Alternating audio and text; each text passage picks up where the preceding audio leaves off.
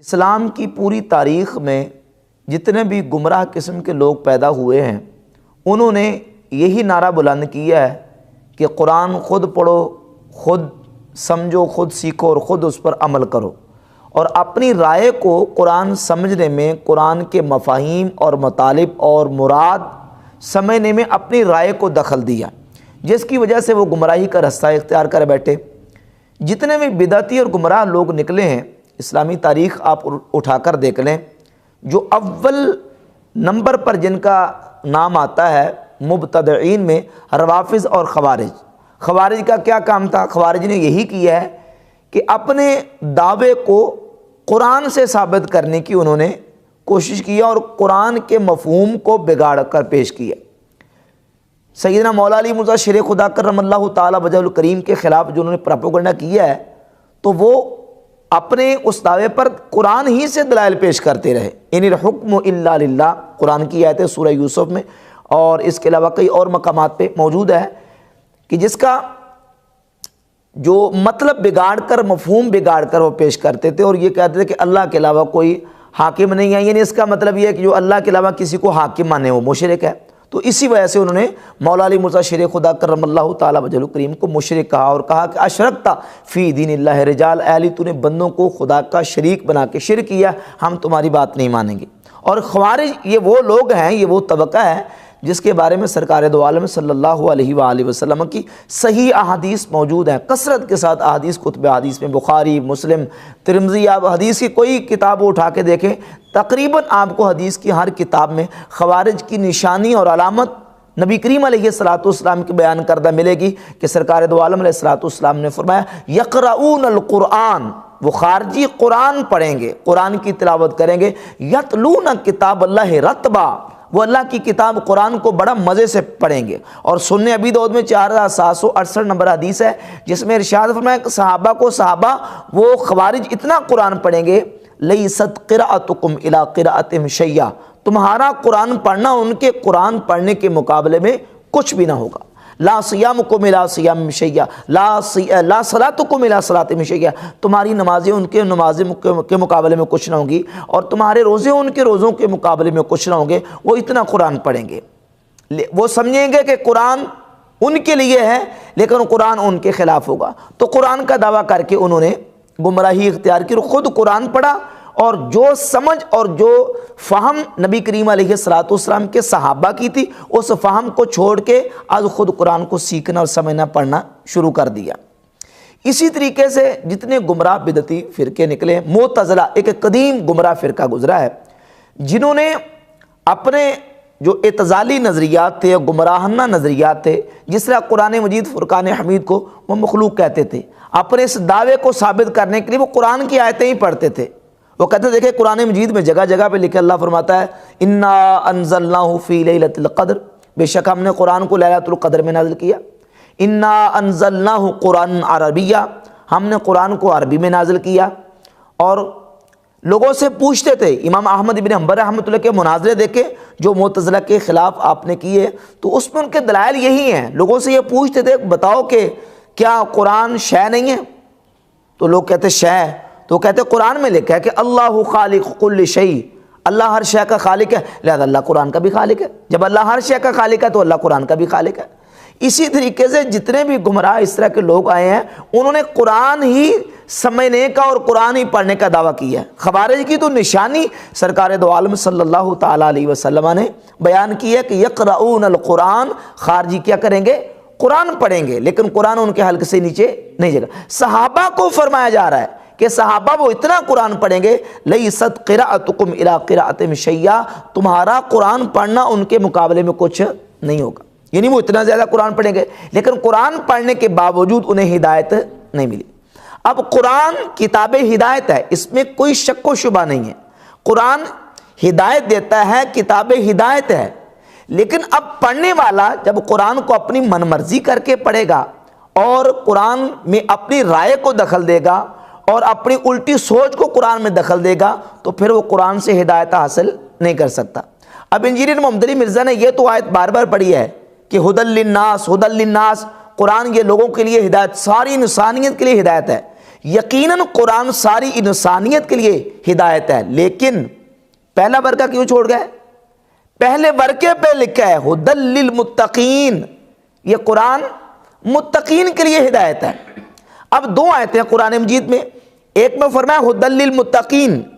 دوسری میں فرمایا ہدی للناس۔ اب دونوں کے مفہوم کو جب ہم ملاتے ہیں اور تطبیق دونوں آیتوں کی تطبیق کرتے ہیں تو نتیجہ بالکل واضح ہے کہ قرآن مجید فرقان حمید یہ اللہ کی وہ کتاب ہے جو تمام انسانیت کے لیے ہدایت ہے، لیکن سارے اسے ہدایت حاصل نہیں کرتے، سارے اسے ہدایت لیتے نہیں ہیں۔ ہدی للمتقین، اسے ہدایت متقین لیتے ہیں، اللہ رب العزت جل شانہ کا تقوی اختیار کرنے والے وہ متقین اسے ہدایت لیتے ہیں۔ اور باقی رہی جو جن کے دلوں میں مرض ہوتی ہے، جن کے دلوں میں خرابی ہوتی ہے، وہ قرآن مجید فرقان حمید سے ہدایت نہیں لیتے بلکہ وہ الٹا گمراہی اختیار کرتے ہیں۔ اللہ رب العزت نے قرآن مجید فرقان حمید کی سورہ مائدہ کی آیت نمبر 64 سے آخر تک 68 تک آپ پڑھتے جائیں، ارشاد فرمایا وَلَا يَزِيدَنَّ كَثِيرًا مِّنْهُمْ مَا أُنزِلَ إِلَيْكَ مِن رَّبِّكَ طُغْيَانًا وَكُفْرًا۔ اے محبوب جو آپ پر قرآن نازل کیا گیا، وَلَا يَزِيدَنَّ كَثِيرًا مِّنْهُمْ، ان لوگوں میں سے بہت سارے لوگوں کو یہ قرآن بڑھا دیتا ہے، کس میں؟ طغیانا و کفرا، سرکشی میں اور کفر میں۔ یعنی یہ قرآن جو آپ پر نازل کیا گیا ان میں سے بہت سارے لوگوں کو سرکشی میں اور کفر میں اور زیادہ بڑھا دیتا ہے، کیونکہ وہ قرآن پاک جب پڑھتے ہیں یا قرآن کے پاس آتے ہیں تو وہ ہدایت قرآن سے لیتے نہیں ہیں بلکہ قرآن پڑھ کے الٹا کیا ہوتے ہیں؟ گمراہ ہو جاتے ہیں اور طغیانی اور سرکشی میں بڑھ جاتے ہیں۔ سورہ توبہ کی آیت نمبر 125 میں ارشاد فرمایا وَأَمَّا الَّذِينَ فِي قُلُوبِهِم مَرَضٌ، اور وہ لوگ جن کے دلوں میں مرض ہے، بیماری ہے، فَزَادَتْهُمْ رِجْسًا إِلَىٰ رِجْسِهِمْ، پس اس صورت نے ان کی گندگی پر گندگی بڑھا دی، وَمَاتُوا وَهُمْ كَافِرُونَ، اور وہ اس حالت میں مرے کہ وہ کافر تھے۔ تو اب قرآن جب پڑھتے تھے تو ان کا مرض اور زیادہ بڑھتا تھا، ان کو شفا نہیں ملتی تھی۔ اب قرآن پڑھ کے شفا کن کو ملتی ہے؟ اور قرآن سے صحیح معنوں میں ہدایت کون لیتے ہیں؟ قرآن مجید کی سورہ اسراء کی آیت نمبر 82 ارشاد فرمایا وَنُنَزِّلُ مِنَ الْقُرْآنِ مَا هُوَ شِفَاءٌ وَرَحْمَةٌ لِّلْمُؤْمِنِينَ، اور یہ جو ارشاد فرمایا وَنُنَزِّلُ مِنَ الْقُرْآنِ، اور ہم قرآن نازل کرتے ہیں، قرآن میں سے نازل کرتے ہیں ما ہوا شفاء و رحمت للمؤمنین، جو ایمان والوں کے لیے شفا اور رحمت ہے۔ یہ جو اللہ نے قرآن نازل فرمایا، اللہ فرماتا ہم قرآن نازل کرتے ہیں یہ ایمان والوں کے لیے شفا اور رحمت ہے۔ ولا یزید الظالمین الا خسارا، اور نہیں بڑھاتا ظالموں کو مگر خسارہ۔ یہ قرآن ظالموں کا کیا بڑھاتا ہے؟ خسارہ بڑھاتا ہے، یعنی جو ظالم ہیں ان کو ہدایت نہیں ملتی، ان کو کیا بڑھاتا ہے؟ ان کا خسارہ بڑھا دیتا ہے۔ تو اس طرح کی بے شمار آیات طیبات موجود ہیں جن سے یہ بات بالکل واضح ہوتی ہے۔ قرآن مجید فرقان حمید کو اس معنی میں ڈائریکٹ سمجھنے کے مدعی اور دعوے دار ہیں کہ ہم خود قرآن کو پڑھیں گے، خود سمجھیں گے، ہمیں کسی کی سمجھ کی ضرورت نہیں ہے، اور قرآن میں اپنی رائے کو اور اپنی سمجھ کو دخل دیں گے، اور جو قرآن کا جو مفہوم صحیح ہے اس کو قبول نہیں کریں گے تو وہ ہدایت تک پہنچ نہیں سکتے۔ جس طرح کے خوارج، معتزلہ، دیگر گمراہ فرقوں کے حوالے سے میں نے بیان کیا، ان کے حوالے دیے کہ وہ قرآن ہی سے استدلال کرتے تھے، وہ گرنتھ وید یا تورات زبور کے حوالے سے جو ہے وہ بات نہیں کرتے تھے، اپنا عقیدہ گرنتھ وید سے ثابت نہیں کرتے تھے، قرآن کا دعویٰ کر کے، قرآن کی آیتیں پڑھ کے وہ کہتے تھے کہ ہمارا عقیدہ قرآن سے ثابت ہے، لیکن قرآن کا مفہوم بگاڑ کر پیش کر کے وہ گمراہ ہوئے، انہیں ہدایت حاصل نہیں ہوئی۔ اسی طریقے سے دیکھیں بہت سارے اس طرح کے ماضی قریب میں اس طرح کے لوگ گزرے ہیں جنہوں نے قرآن کو اپنی رائے سے سمجھنے کی کوشش کی ہے۔ مثال کے طور پہ سر سید احمد خان علی گڑھی، قرآن کی جو آیت بھی اپنی عقل کے خلاف سمجھی اور اپنے جو ایک نظریہ بنا لیا تھا اس کے مفہوم کو خلاف سمجھا، تو اس میں اپنی من مانی تعویلات و تشریحات اور اپنی من مانی اس میں رائے کو دخل دیا۔ مثال کے طور پر جہاں جنت کا ذکر آیا تو کہا کہ یہ جو جنت ہے یہ اس میں حقیقت میں جنت کا وجود نہیں ہے، یہ صرف لوگوں کو سمجھانے کے لیے جنت کا بیان کیا گیا۔ جہاں جنات کا ذکر آیا تو کہا کہ جنات کوئی خارج انل انسان، الگ سے کوئی وجود مراد نہیں ہے، بلکہ انسان کے اندر ایک قوت بہیمانہ ہے جس کو جنات سے تعبیر کیا گیا۔ ملائکہ کا جہاں ذکر آیا، یہ ملائکہ کا، تو اس کی اپنی عقل سے تعبیر کر دی، کہا کہ یہ ملائکہ جو قرآن مجید میں آئے ہیں، تو اس کا مطلب یہ کہ انسان کے اندر جو ایک ملکوتی قوت ہے، نیکی کرنے کا جذبہ ہے، اس کو ملائکہ کہا گیا ہے، خارج انل انسان کوئی الگ سے وجود مراد نہیں ہے۔ تو یہ ہے نتیجہ قرآن کو ڈائریکٹ پڑھنے کا اور سمجھنے کا، یعنی اپنی رائے کو دخل دے کے اس طریقے سے قرآن کو سمجھا کہ قرآن کی کوئی کسی بات کا بھی مفہوم اپنی جگہ پہ باقی صحیح رہنے نہیں دیا گیا۔ تو اس طریقے سے اگر کوئی قرآن کو پڑھتا اور سمجھتا ہے تو وہ قرآن سے ہدایت نہیں لے گا۔ ھدی للمتقین، قرآن ہدایت ہے تمام انسانیت کے لیے، متقین کے لیے، یعنی دونوں آیتوں کا مفہوم بالکل واضح ہے کہ قرآن تو ساری انسانیت کے لیے ہدایت ہے، لیکن ہدایت وہ لیتے ہیں، حاصل وہ کرتے ہیں جو متقین ہیں۔ اور جو قرآن میں اپنی رائے کو دخل دیتے ہیں، ایک الزامی طور پر حوالہ انجینئر محمد علی مرزا کو میں بیان پیش کروں گا۔ یہ امام ترمذی رحمۃ اللہ کی کتاب ہے جامع ترمذی، جو اپنے ڈیسک پر اوپر رکھ کے سامنے کہتا ہے کہ یہ میرے بابے ہیں۔ یہ انجینئر علی مرزا کے بابے امام ترمذی رحمۃ اللہ علیہ نے کتاب تفسیر القرآن کا پورا چیپٹر اور عنوان قائم کیا، اور اس میں 2950، 2951 اور 2952 یہ 3 روایات لے کے مضمون تینوں کا ایک ہے۔ امام ترمذی رحمۃ اللہ علیہ نے اس حدیث کو حسن اور صحیح قرار دیا ہے۔ امام ترمذی علیہ رحمہ اپنی سند سے اس حدیث کو لے کے سیدنا عبداللہ بن عباس رضی اللہ عنہ فرماتے ہیں کہ رسول اللہ صلی اللہ علیہ وسلم نے فرمایا، من قال فی القرآن بغیر علم فلیتبوأ مقعدہ من النار، اور دوسری حدیث ہے من قال فی القرآن برأیہ فلیتبوأ مقعدہ من النار، جو قرآن میں اپنی رائے سے کلام کرے یا قرآن میں بغیر علم کے کلام کرے، کوئی بات کرے، وہ اپنا ٹھکانہ جہنم میں بنا لے۔ تو یہ احادیث بھی